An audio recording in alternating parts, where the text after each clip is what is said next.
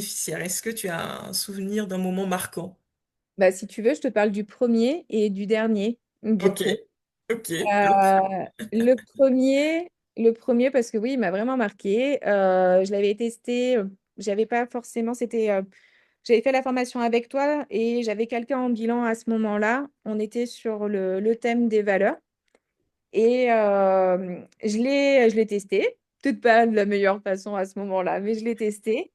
Et c'est dingue parce qu'en fait, il s'en est pas rendu compte, lui, mais il m'a sorti en une phrase avec la carte tout son projet. Et on n'était pas à la fin de la phase de l'introspection, euh, mais ça résumait son projet en une phrase. Et Hmm, ça, j'ai dit, bah, waouh. Et même lui, hein, en fait, après, il n'avait pas la projection encore c'était pas affiné, c'est mais, ça. mais même lui, il dit, c'est dingue, une question, poum. Boum. Et, Top.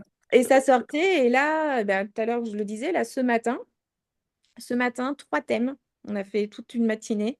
C'est pas généralement ce que je fais dans mes accompagnements, hein. C'est surtout des séances de 2 heures max. Là, on a fait une grosse matinée. Les 3 thèmes, du coup, sur les valeurs, sur les talents et le savoir-faire. Ouais, Et, et ben, voilà, tout s'est redessiné simplement pour la personne. Elle a juste à aller explorer ses pistes. Mais en gros, je pense que les pistes, elles sont déjà dessinées.